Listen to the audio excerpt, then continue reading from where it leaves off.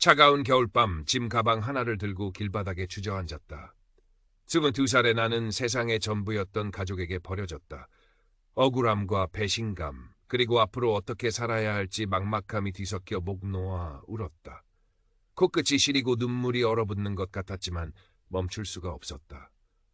불과 몇 시간 전까지만 해도 나의 집이었던 저 창문들에서 불빛이 새어나오고 있었다. 그 안에는 나를 낳고 길러준 부모님과 나를 이 지경으로 만든 누나가 있었다. 거의 7년 전, 그러니까 내가 22살, 누나 혜진이 30살이었을 때였다. 나는 대학을 졸업하고 막 사회생활을 시작하며 부모님 집에 얹혀 살고 있었다. 돈을 좀 모아 독립할 생각이었고 부모님도 딱히 반대하지 않으셨다. 그때까지는 모든 것이 평범했다. 누나 혜진은 나보다 8살이 많았다. 나이 차이가 많이 나서 어릴 때부터 그리 가깝지는 않았다. 누나는 27살에 3살 연상의 남자친구 태준 씨와 결혼했고 3년 동안 결혼 생활을 유지했다. 그리고 결혼 3년 차에 이혼하게 되었다. 누나가 태준 씨의 외도를 주장했기 때문이었다. 그것도 하필이면 나의 친구와 어느 날 혜진 누나가 갑자기 집으로 들이닥쳤다. 머리가 헝클어지고 얼굴은 눈물과 콧물 범벅이었다. 거의 정신 나간 사람처럼 소리를 지르며 태준 씨가 6개월 전부터 바람을 피웠고 그래서 이혼 소송을 제기했다고 울부짖었다. 그리고는 갑자기 나에게 화살을 돌렸다. 내가 태준 씨에게 나의 친구를 소개해줬기 때문에 이런 일이 벌어졌다고. 내 친구 민지는 당시 체중을 늘리려고 노력하고 있었다. 태준 씨는 공인 영양사였고 민지를 돕기로 했다. 내가 둘을 소개해준 것은 맞았다. 그리고 누나의 주장은 태준 씨가 바람을 피운 상대가 바로 그 민지라는 것이었다. 나는 충격에 빠졌다. 민지와 아주 가깝지는 않았지만 그녀가 절대 남의 남편에게 꼬리칠 성격이 아니라는 것을 알고 있었다. 게다가 태준 씨도 그럴 사람이 아니었다. 그는 혜진 누나에게 푹 빠져 있었고 누나에 대한 좋은 이야기만 늘어놓았기에 도저히 믿기 힘들었다. 하지만 부모님은 달랐다. 누나의 말을 듣자마자 아무 의심 없이 그대로 믿었다. 누나는 아무런 증거도 제시하지 않았지만 부모님은 그저 딸의 말만 듣고 사위 편을 들지 않았다. 그건 이해할 수 있었다. 하지만 도무지 이해가 가지 않는 것은 왜 누나가 시키는 대로 나를 집에서 쫓아냈냐는 것이었다. 누나는 그날 집으로 들이닥쳐 난리를 피웠고 내가 민지를 태준 씨에게 소개해줬다는 이유만으로 나의 결혼 생활을 망쳤다고 소리질렀다. 부모님은 어쩐 일인지 누나의 말에 동의했고 나를 집에서 내보내기로 결정했다. 나는 충격을 넘어선 절망에 휩싸였다. 부모님께 애원하고 설명하려 했지만 아무것도 들으려 하지 않았다. 당장 나가지 않으면 강제로 끌어내겠다고 했다. 단 하루 만에 나는 가족과 집을 잃었다. 갈 곳이 전혀 없었다. 짐 가방 옆에 앉아 1시간쯤을 길바닥에서 엉엉 울었다. 겨우 정신을 차리고 친구에게 연락해 하룻밤 신세를 지기로 했다. 다음 며칠 동안 매일 가족에게 연락을 시도했지만 모두 차단되어 있었다. 친구는 다행히 내가 당분간 그의 집에서 지낼 수 있도록 배려해 주었다. 하지만 부모님은 이미 내가 잘못했고 내가 누나의 이혼에 책임이 있다고 단단히 마음먹은 상태였다. 엄마와 아버지는 나를 내쫓기 전에 내가 한 짓이 역겹다고까지 말했다. 나는 태준 씨와 바람을 피운 당사자도 아니었는데 도무지 말이 안 되는 상황이었다. 번호가 차단되어 연락할 방법이 없었고 집에 찾아갔을 때는 엄마가 경찰에 신고하겠다고 협박했다. 그때서야 나는 비로소 깨달았다. 이 사람들이 진심이고 정말로 나를 비난하고 있구나. 사실 놀랄 일도 아니었다. 혜진 누나는 언제나 부모님의 편애를 받는 자식이었다. 부모님은 원래 둘째를 계획하지 않았기에 나는 늘 뒷전이었다. 어릴 때는 크게 신경 쓰지 않았지만 이것이 이렇게 큰일로 이어질 줄은 몰랐다. 지금 생각해보면 그때 알아챘어야 했나 싶지만 솔직히 나 같은 상황에 처한 누구라도 이런 일이 벌어질 거라고는 상상조차 못했을 것이다. 어쨌든 가족들이 나를 완전히 차단했기에 진실을 파악할 방법이 없었다. 태준 씨도 나를 차단해서 연락할 수 없었다. 혜진 누나와 태준 씨는 살던 집을 비우고 각자 부모님 집으로 들어갔다고 들었다. 관련된 누구에게도 접근할 수 없었기에 나는 마지막 수단으로 진실을 알아내기로 했다. 바로 민지에게. 앞에서 말했듯이 민지와 나는 아주 친한 사이는 아니었지만 어쩔 수 없었다. 민지에게 만나자고 연락했고 상황을 설명했다. 혜진 누나가 가란 외도가 사실이냐고 물었고 민지는 펄쩍 뛰며 부인했다. 나는 민지의 말을 믿었다. 민지는 태준 씨를 몇 번 만났을 뿐이고 그것도 순전히 업무적인 관계였다고 했다. 둘 사이에 아무 일도 없었고 혜진 누나가 왜 그런 끔찍한 말을 했는지 모르겠다고 했다. 심지어 민지는 몇 년째 사귀는 남자친구가 있었고 몇 달 안에 결혼할 계획이라고까지 했다. 그녀는 남자친구 사진도 보여주었다. 민지의 이야기는 혜진 누나의 말보다 훨씬 설득력이 있었다. 증거는 없었지만 혜진 누나가 이혼의 진짜 이유에 대해 거짓말하고 있다는 것을 직감적으로 알 수 있었다. 하지만 증거가 없었기에 가족에게 돌아갈 수 없었고 증거 없이는 절대 돌아가지 않겠다고 다짐했다. 그때만 해도 나는 가족에게 너무나 돌아가고 싶었다. 그들이 내게 한 짓에도 불구하고 정말 그리웠기 때문이다. 하지만 시간이 지나면서 나는 그것을 극복하고 내 삶을 살아가게 되었다. 작은 원룸을 얻었고 일에 몰두하며 나 자신을 잊으려 노력했다. 그리고 생활비를 벌어야 했기에 우울하게 앉아있는 것보다는 일하는 것이 나에게는 더 나은 대처 방식이었다. 다른 선택의 여지도 없었다. 많이 힘들었지만 가족의 도움 없이도 어떻게든 살아가야 한다는 것을 알았다. 몇 년이 흘렀고 이제 나는 훨씬 나은 삶을 살고 있다. 작은 원룸에서 더 넓은 오피스텔로 이사했고 2년 사귄 여자친구 서연에게 일주일 전쯤 프러포즈하여 약혼했다. 그리고 우리의 약혼 소식이 나에게 큰 변화를 가져다 주었다. 약혼 소식을 올린 며칠 후 전혀 예상치 못한 곳에서 이메일 한 통을 받았다. 그 이메일은 혜진 누나의 이혼에 대한 모든 진실을 설명해 주었고 내가 필요로 했던 모든 답과 함께 증거까지 첨부되어 있었다. 나의 약혼녀 서연은 보통 인스타그램에만 우리의 사진을 올렸지만 약혼 사진은 서연의 페이스북에도 올렸다. 페이스북에는 더 많은 친구들이 있었고 공개 게시물이라 많은 사람들이 보았다. 그 중에는 나의 전 매형 태준 씨도 있었다. 서연은 몇 년 전 세미나에서 태준 씨를 만난 적이 있었다. 서연은 의사였고 태준 씨는 영양사였으니 접점이 있었던 것이다. 서연은 태준 씨를 페이스북 친구로 추가했고 그렇게 태준 씨가 나를 찾게 되었다. 정말 세상은 좁다는 것을 느꼈고 처음으로 그 사실이 기뻤다. 태준 씨는 우리가 게시물을 올린 며칠 후 나에게 연락했지만 SNS 메시지 대신 익명 이메일을 보냈다. 그는 나중에 설명하길 몇 년이나 지난 이혼 이야기를 꺼내는 것이 어색했고 아직도 과거에 얽매여 있는 패배자처럼 보이고 싶지 않아서 익명으로 보냈다고 했다. 게다가 나를 먼저 차단했던 장본인이기에 몇 년 전 일로 다시 연락하는 것이 어색하고 신경 쓰였다고 했다. 내가 받은 이메일에는 7년 전 일어난 일의 전체 이야기와 증거가 담겨 있었고 그것을 읽는 동안 내 눈을 믿을 수가 없었다. 알고 보니 바람을 피운 것은 태준 씨가 아니라 그동안 우리에게 말해왔던 것과는 정반대로 혜진 누나였다. 그것도 엄청난 거짓말이었지만 더 충격적인 것은 누나가 바람을 피운 상대가 바로 나의 친구 중 한 명이었다는 것이다. 누나가 태준 씨를 비난했던 것처럼. 내 친구 현수는 당시 혜진 누나 집 근처 식료품점에서 계산원으로 일하고 있었다. 나는 둘이 함께 있는 모습을 본 적이 없었기에 전혀 연결짓지 못했을 것이다. 둘은 관계를 잘 숨겼겠지만 태준 씨가 알아차리지 못할 정도는 아니었다. 혜진 누나는 태준 씨에게 불륜 사실을 들키자 모든 것이 나의 잘못이라고 말했다. 내가 현수를 누나에게 소개해줬고 심지어 현수가 가수가 되고 싶어 하는데 누나가 노래를 잘하니 도와달라고 말해줬기 때문이라고. 누나는 현수를 돕기로 했고 눈 깜짝할 사이에 둘은 사랑에 빠졌다는 것이다. 심지어 내가 이 일에 가담했고 둘이 관계를 숨기는 것을 도왔다고 주장했다. 당연히 이 모든 것은 새빨간 거짓말이었다. 나는 현수와 혜진 누나 사이에 뭔가 있다는 것조차 알지 못했다. 태준 씨는 이 사실을 알고 격분했고 나의 가족 전체를 차단해버렸다. 그는 이제 와서 생각하면 어리석은 행동이었지만 너무 화가 나서 깊이 생각하지 못했다고 인정했다. 물론 이 모든 이야기는 나중에 직접 만났을 때 들은 것이다.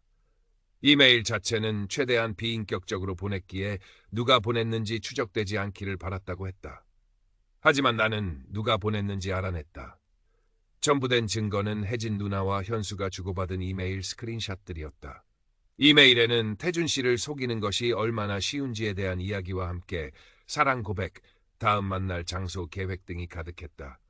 누나는 이 모든 것을 절대 부인할 수 없었다. 이메일 마지막에 자신의 중간 이름까지 적어놓았기 때문이다. 중간 이름은 아는 사람이 많지 않았다. 나는 혜진 누나를 완벽히 잡았다. 서연의 페이스북 친구 목록을 샅샅이 뒤져보니 태준 씨가 있었다. 직감이 SNS와 관련이 있을 거라고 말해줬기 때문이다. 마침내 목록에서 태준 씨를 찾았고 그에게 연락했다. 며칠 전 우리는 만나기로 했고 태준 씨는 혜진 누나가 가족에게 거짓말을 했다는 사실을 몇 년 전 민지를 통해 알게 되었다고 말했다. 나는 민지에게 나의 이야기를 비밀로 해달라고 부탁했었는데 그때 그 말을 하지 않았더라면 민지가 태준 씨에게 진실을 말했을 것이고 나는 훨씬 전에 나의 결백을 증명할 수 있었을 거라며 자책했다. 어쨌든 몇 년 전 둘은 우연히 마주쳤고 민지가 태준 씨에게 이혼에 대해 물어보면서 대화가 시작되었다고 한다. 결국 태준 씨도 혜진 누나가 우리 가족에게 뭐라고 말했는지 알게 되었다. 그는 나에게 진실을 말하고 싶었지만 어색해서 그러지 못했다고 고백했다. 맹세컨대 태준 씨가 그렇게 쉽게 부끄러움을 타는 사람이 아니었더라면 내 삶은 훨씬 수월했을 것이다. 하지만 나는 태준 씨를 용서했다. 누나를 완전히 파멸시키기 위해 그의 도움이 필요했고 그 역시 기꺼이 동참할 것이라는 것을 알았기 때문이다. 혜진 누나는 이혼하는 동안 재정적 지원을 받기 위해 부모님께 거짓말을 했을 것이고 심지어 나를 희생양으로 삼았다. 민지와 한 번만 이야기하면 내가 진실을 알게 될 것이라는 것을 알았을 텐데도 그랬다. 혈육인 사람이 어떻게 이렇게 이기적일 수 있는지 도무지 이해할 수 없었다. 누나는 분명 진실을 바로잡으려 노력하지 않았을 것이고 부모님은 누나가 이혼하는 동안 늘어놓은 온갖 거짓말을 그대로 믿었을 것이다. 누나는 자신이 바람을 피웠다는 진실이 부모님께 알려지면 큰일 날 것을 알았기에 위험을 감수할 수 없었던 것이다. 하지만 이제 소용없었다. 진실이 마침내 드러났고 나는 그것을 이용해 누나의 삶을 파멸시킬 작정이었다. 누나가 몇 년 전 나의 삶을 파괴했던 것처럼. 7년 동안 집에 가지 않았기에 가족이 아직 같은 집에 사는지 알 수 없었다. 하지만 운 좋게도 이사하지 않았다. 옛날 이웃에게 확인하고 찾아갔는데 혜진 누나도 여전히 부모님과 함께 살고 있다는 것을 알고 기뻤다. 별로 놀랍지도 않았다. 혜진 누나는 언제나 게을렀고 스스로 일하는 것을 싫어했다. 나이 드신 부모님과 살면서 모든 집안일을 시킬 수 있다면 당연히 그렇게 했을 것이다. 어쨌든 이틀 전 태준 씨와 나는 예고 없이 부모님 집으로 찾아갔다. 엄마가 문을 열었고 우리는 엄마가 상황을 파악하기도 전에 안으로 들어갔다. 아버지와 혜진 누나도 거실에 있었다. 우리는 다시 행복한 가족이 된 것 같았지만 우리가 들어서자마자 그들의 표정이 굳어졌다. 아버지는 당장 나가라며 경찰에 신고하겠다고 위협했다. 나는 곧바로 받아쳤다. 하고 싶은 대로 하라고. 하지만 우리가 보여줄 서류를 읽어본 후에 결정하라고. 부모님은 믿을 수 없을 만큼 혼란스러워 보였지만 혜진 누나는 토할 것 같은 표정으로 방으로 도망쳤다. 나는 누나가 도망치려 한다고 생각했지만 어차피 소용없는 짓이었다. 태준 씨는 이혼 서류와 혜진 누나와 현수의 이메일 스크린샷을 보여주었고 나는 진짜 이야기를 설명했다. 태준 씨는 혜진 누나가 이혼 합의금으로 우리 집안 대대로 내려온 할머니의 다이아몬드 가락지를 넘겨야 했다는 사실도 부모님께 말했다. 누나는 고등학교 교사라 돈이 없었기에 가락지를 팔아야 했다는 것이다. 부모님은 우리가 말한 사실에 이미 경악했지만 그 이야기는 활용점정이었다. 우리는 아버지가 혜진 누나에게 모든 일에 대한 설명을 요구하며 드라마를 펼치는 것을 지켜보았다. 혜진 누나는 모든 증거에도 불구하고 여전히 거짓말을 하고 진실을 덮으려 했다. 그러자 아버지는 곧바로 누나를 집에서서 쫓아냈다. 아버지 스스로 누나의 짐을 싸서 가방을 건네주고는 우리 모두에게 당장 집에서 나가라고 소리쳤다. 나는 두 번 말할 필요가 없었다. 태준 씨와 함께 집을 나섰다. 혜진 누나는 몇 년 전 내가 그랬던 것처럼 부모님께 다시 받아달라고 빌고 애원했다. 이것이야말로 최고의 카르마였고 나는 더할 나위 없이 행복했다. 그 이후 며칠이 지났다. 몇 시간 전 혜진 누나가 나의 집으로 찾아와 당장 부모님과 화해시켜달라고 요구했다. 어떻게 내 주소까지 알았는지 모르겠지만 나는 누나에게 더 이상 해줄 것이 없다고 말했다. 누나가 한번 나의 삶을 망쳤으니 나는 그 은혜를 갚았고 이제 우리는 빚진 것이 없다고. 자존심이 완전히 사라졌나 보다. 그 말이 끝나자마자 누나는 엉엉 울면서 나를 괴물이라고 비난하기 시작했다. 하지만 나는 누나의 드라마에 별 관심이 없었다. 누나가 쉼없이 계속 우는 동안 문을 닫았다. 나는 헤드폰을 끼고 음악을 들었고 약혼 서연은 서재에서 일하고 있었다. 아무도 방해받지 않도록. 한참 후 혜진 누나는 마침내 우리를 내버려 두었지만 문에 마커로 메시지를 남겨놓았다. 내가 복수심에 불타는 괴물에 불과하다는 것을 상기시키려는 듯. 나는 솔직히 내가 한 일에 아무런 문제가 없다고 생각하고 조금의 후회도 없다. 하지만 혜진 누나는 어쩐지 내가 악당이라고 단단히 믿고 있는 것 같다. 나는 그저 누나가 몇 년 전 나에게 한 짓을 그대로 해줬을 뿐이다. 단지 나는 진실을 말했지만 누나는 거짓말만 하고 나를 희생양으로 삼았다는 점이 다를 뿐이다. 여러분은 어떻게 생각하는가? 누나가 나의 이혼 원인이라고 비난하며 나를 쫓아낸 지 7년 후 나는 누나의 삶을 망치고 그녀를 집에서 쫓겨나게 만든 것이 잘못인가? 업데이트 1. 혜진 누나는 집에서 쫓겨난 지 일주일이 지났는데도 여전히 나를 괴롭히고 있다. 오늘만 벌써 14번째 전화가 와서 경찰에 신고하겠다고 협박하고 나서야 겨우 멈췄다. 어떻게 내 전화번호와 주소를 알아냈는지조차 모르겠지만 지금은 그것에 가장 관심이 없다. 혜진 누나는 나에게 동정심을 유발하려 애쓰고 있다. 고등학교 교사 월급으론 살기 힘들다고 생각하는 모양인데 나는 그렇게 생각하지 않는다. 그저 부모님에게 쫓겨나 혼자 살 집을 구하고 월세, 전기세, 식료품비를 직접 내야 하는 상황이 짜증나는 것일 뿐이다. 그래서 나는 별로 동정심을 느끼지 못한다. 혹시 궁금해할까봐 말하지만 나는 누나의 번호를 여러 번 차단했다. 하지만 누나는 친구들을 시켜 나를 그룹 통화에 추가하는 모양이다. 소용이 없다. 부모님은 혜진 누나와 마찬가지로, 아니 어쩌면 더 나쁘다. 부모님은 페이스북에서 나를 찾았고 나의 약혼 소식 게시물도 보았다. 이제 부모님은 다시 나의 삶의 일부가 되고 싶어 하고 심지어 나의 결혼식에 참석하고 싶다는 의사를 표현했다. 아직 사과 한마디 없으면서 어쩐지 나에게는 매우 중요한 날이 될 나의 결혼식에 자신들을 초대해 줄 거라고 기대하는 모양이다. 이런 말을 할 배짱이 어디서 나오는지 이해가 안 가지만 나는 아무런 답장도 하지 않고 있다. 서연과 나는 부모님의 문자를 읽고 한바탕 웃었다. 정말 현실이 아닌 것 같았기 때문이다. 그저 그들이 안쓰러울 뿐이다. 업데이트 2. 어제 혜진 누나에게 스토킹으로 신고하겠다고 협박했는데 오늘 또다시 나의 집에 찾아왔다. 출근하려는데 누나가 나의 차 보닛 위에 드러누워 내가 이야기할 때까지 움직이지 않겠다고 막았다. 정말 짜증이 났고 결국 이번에는 실제로 경찰에 신고했다. 누나는 소리를 지르고 울면서 나를 나쁜 사람으로 만들려 했었지만 다행히 아무도 그녀의 불쌍한 척하는 연기에 속아 넘어가지 않았다. 누나를 고소하는데 시간이 좀 걸렸지만 고소를 마치자마자 출근했다. 이 사소한 사건 때문에 하루를 망치고 싶지 않았다. 누나는 부모님의 편애를 받는 자식이니 분명 부모님이 보석금을 내주고 풀어줄 거라고 확신했고 예상대로였다.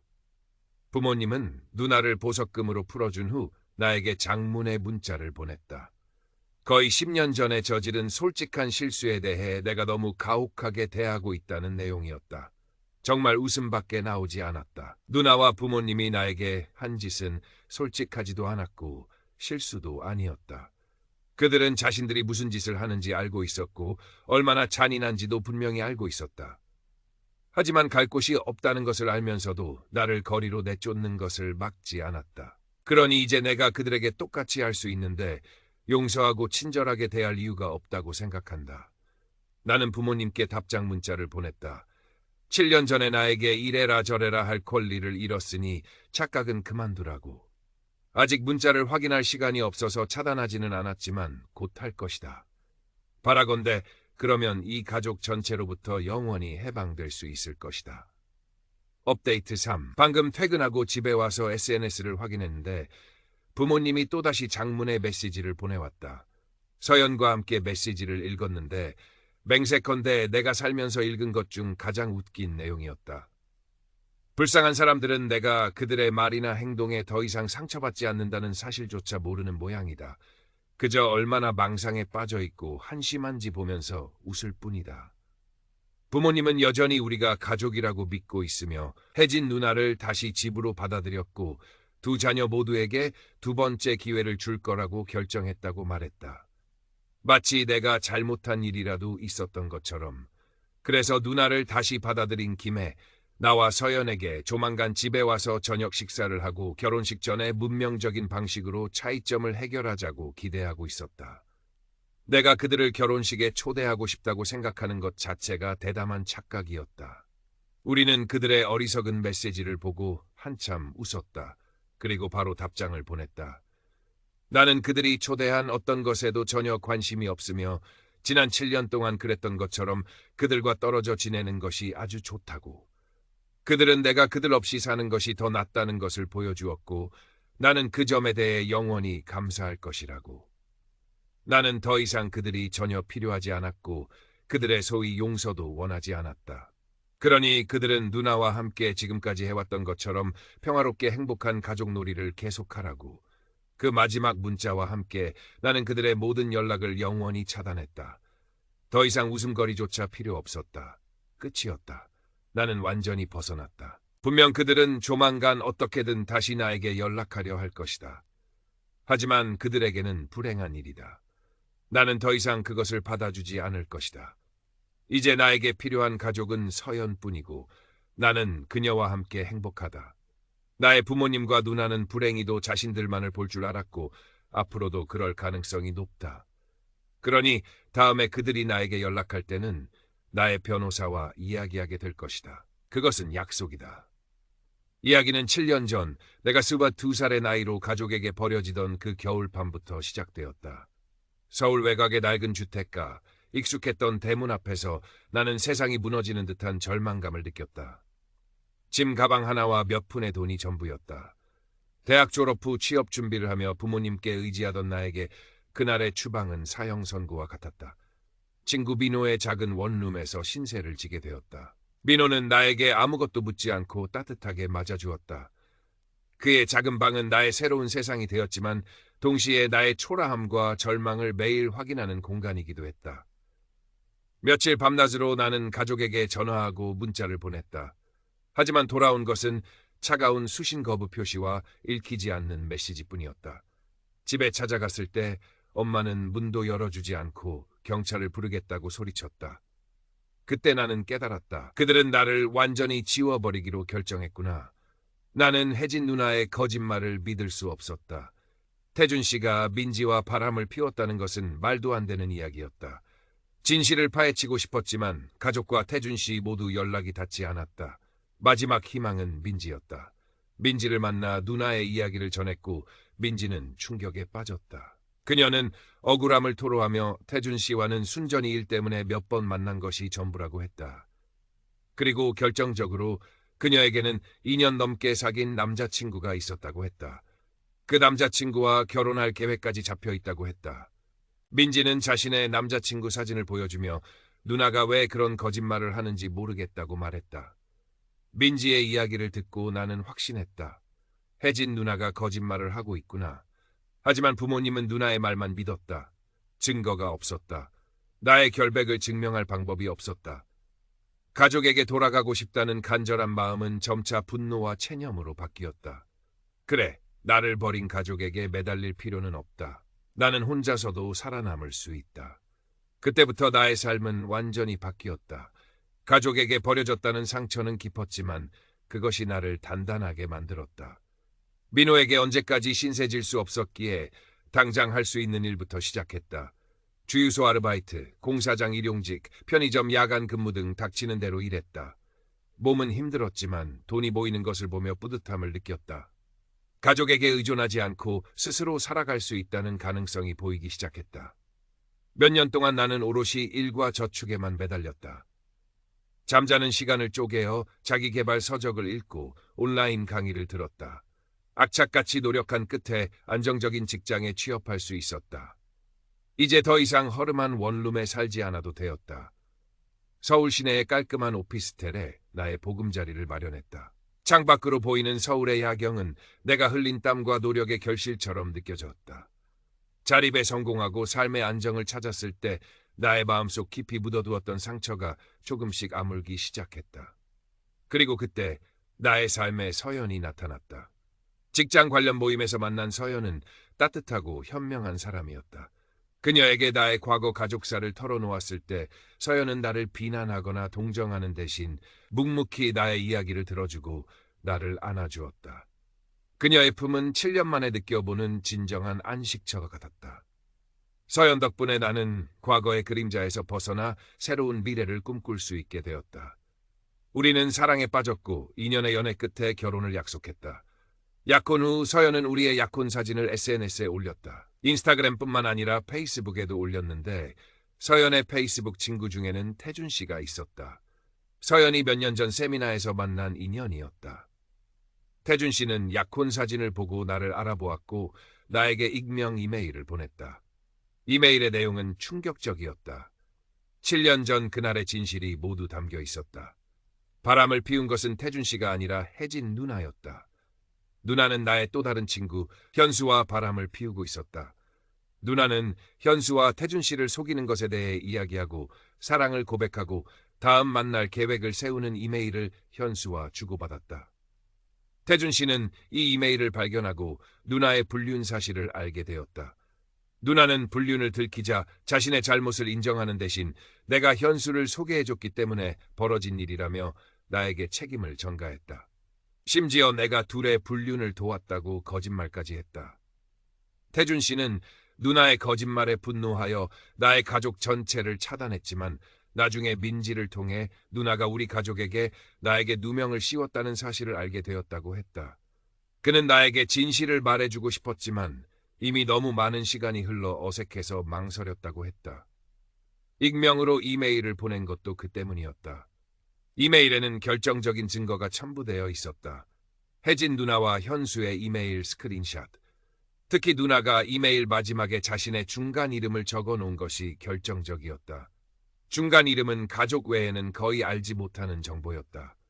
나는 누나를 완벽하게 잡았다. 이메일을 보낸 사람이 태준 씨일 거라고 직감한 나는 서연의 페이스북 친구 목록을 뒤져 태준 씨를 찾았다. 그에게 연락했고 우리는 며칠 후 만나기로 했다. 태준 씨는 나에게 모든 것을 털어놓았다. 혜진 누나가 이혼 합의금 대신 집안 대대로 내려온 할머니의 다이아몬드 가락지를 자신에게 넘겨야 했다는 사실도 그때 알게 되었다. 누나가 돈이 없어서 가락지를 팔아 합의금을 마련했다는 것이다. 분노가 치밀어 올랐다. 나에게 누명을 씌우고 집에서 쫓아낸 것도 모자라 집안의 소중한 가락지까지 멋대로 처분하다니. 나는 태준 씨에게 복수를 제안했고 그는 기꺼이 동의했다. 자신 역시 혜진 누나에게 배신당한 피해자였기 때문이다.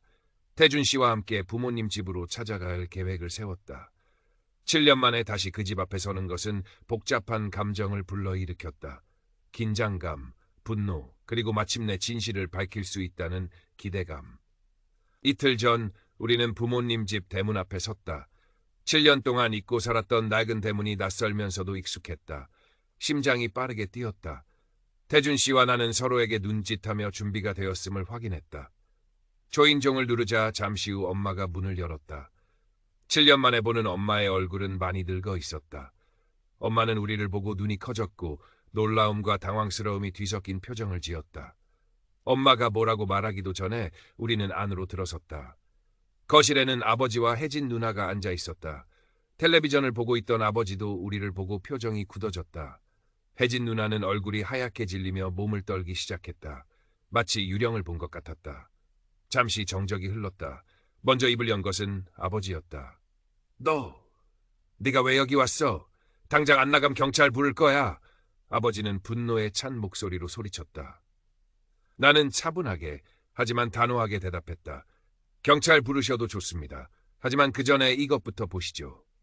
나는 태준 씨에게 눈짓했고 태준 씨는 준비해온 서류 봉투에서 이혼 서류와 이메일 스크린샷들을 꺼냈다.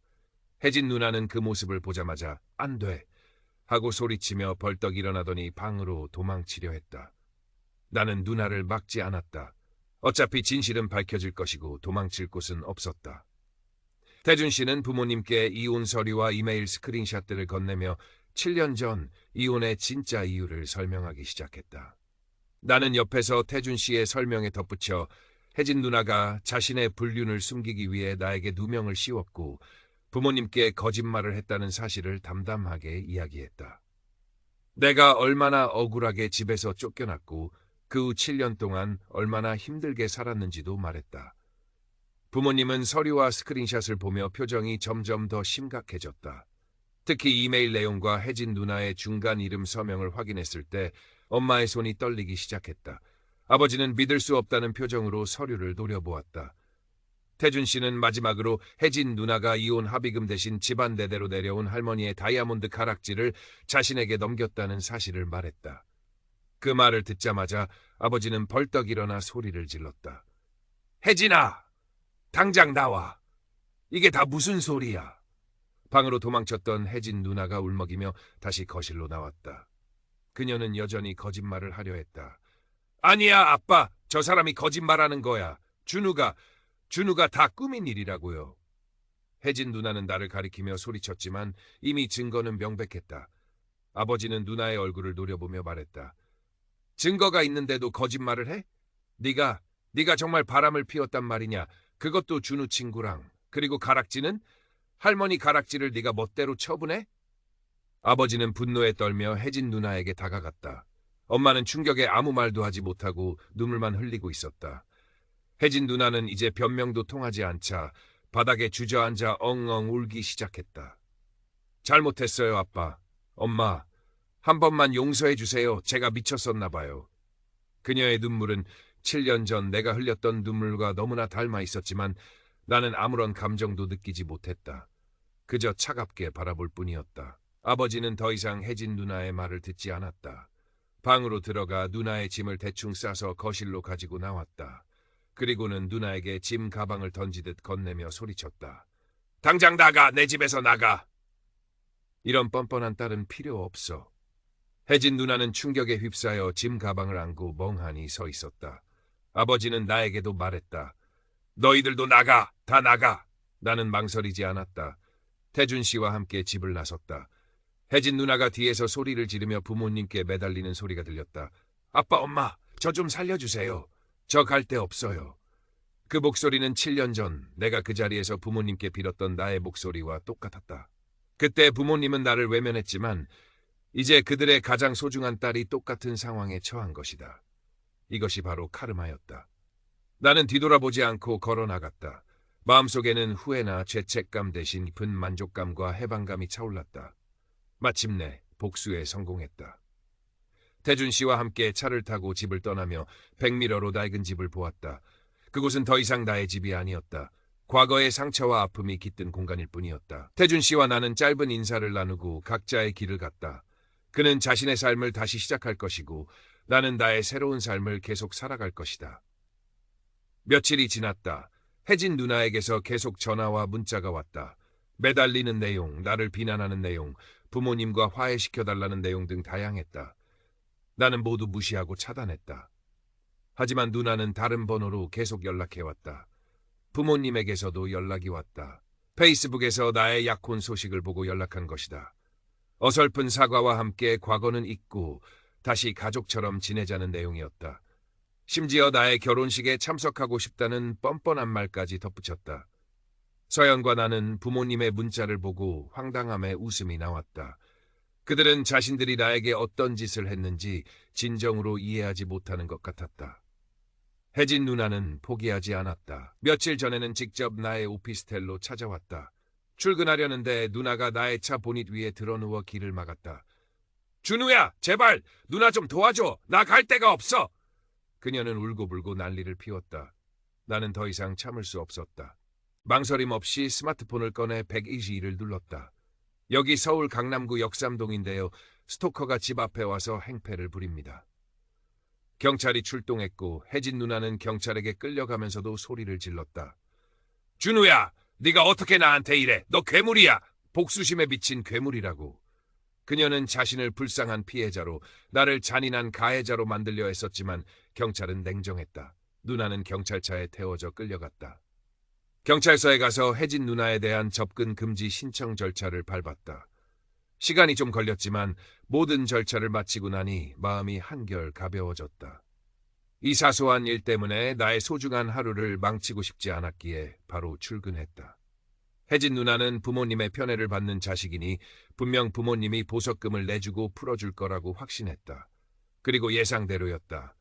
부모님은 혜진 누나를 보석금으로 풀어준 후 나에게 장문의 문자를 보냈다. 그 내용은 정말 어처구니가 없었다. 거의 10년 전에 저지른 솔직한 실수에 대해 내가 너무 가혹하게 대하고 있다는 내용이었다. 그들이 나에게 한 짓은 결코 솔직한 실수가 아니었다. 그것은 의도적이고 잔인한 배신이었다. 갈 곳 없는 22살의 아들을 거리로 내쫓으면서도 그들은 자신들이 얼마나 잔인한지 분명히 알고 있었을 것이다. 그러니 이제 와서 그들에게 용서와 친절을 베풀 이유가 없었다. 나는 부모님께 답장 문자를 보냈다. 짧고 단호하게. 7년 전 당신들은 저를 버릴 자격을 얻었습니다. 이제 저는 당신들을 버릴 자격을 얻었습니다. 착각은 그만두십시오. 아직 부모님의 번호를 차단하지는 않았다. 문자를 확인할 시간이 없어서였다. 하지만 곧 할 것이다. 그러면 이 유해한 가족 전체로부터 영원히 해방될 수 있을 것이다. 며칠 후 퇴근하고 집에 와서 SNS를 확인했다. 부모님이 또다시 장문의 메시지를 보내왔다. 서연과 함께 메시지를 읽었는데 정말이지 기가 막혔다. 그들은 여전히 자신들이 무슨 말을 하는지 어떤 상황인지 제대로 파악하지 못하는 것 같았다. 메시지에는 혜진 누나를 다시 집으로 받아들였다는 내용이 있었다. 그리고 두 자녀 모두에게 두 번째 기회를 줄 것이라고 결정했다고 했다. 마치 내가 잘못해서 집에서 쫓겨났던 것처럼. 그러면서도 나와 서연에게 조만간 집에 와서 저녁 식사를 하고 결혼식 전에 문명적인 방식으로 차이점을 해결하자고 제안했다. 내가 그들의 결혼식에 오고 싶다고 생각하는 것 자체가 얼마나 큰 착각인지 그들은 알지 못했다. 우리는 그들의 어리석은 메시지를 보고 한참 웃었다. 그리고 나는 바로 답장을 보냈다. 저는 당신들이 초대한 어떤 것에도 전혀 관심이 없습니다. 지난 7년 동안 그랬던 것처럼 당신들과 떨어져 지내는 것이 아주 좋습니다. 당신들은 제가 당신들 없이 사는 것이 더 낫다는 것을 보여주었고 저는 그 점에 대해 영원히 감사할 것입니다. 저는 당신들이 전혀 필요하지 않습니다. 당신들의 소위 용서도 원하지 않습니다. 그러니 당신들은 혜진 누나와 함께 지금까지 해왔던 것처럼 평화롭게 행복한 가족놀이를 계속하십시오. 그 마지막 문자와 함께 나는 부모님의 모든 연락처를 영원히 차단했다. 더 이상 그들의 어리석음에 웃어줄 필요차 느끼지 못했다. 끝이었다. 나는 그 관계에서 완전히 벗어났다. 분명 그들은 조만간 어떻게든 다시 나에게 연락하려 할 것이다. 하지만 그들에게는 불행한 일이다. 나는 더 이상 그것을 받아주지 않을 것이다. 이제 나에게 필요한 가족은 서연뿐이고 나는 그녀와 함께 행복하다. 나의 부모님과 혜진 누나는 불행히도 자신들만을 볼 줄 알았고 앞으로도 그럴 가능성이 높다. 그러니 다음에 그들이 나에게 연락할 때는 나의 변호사와 이야기하게 될 것이다. 그것은 약속이다. 유해한 과거는 이제 끝났다. 나의 새로운 삶이 시작되었다. 서연과 함께.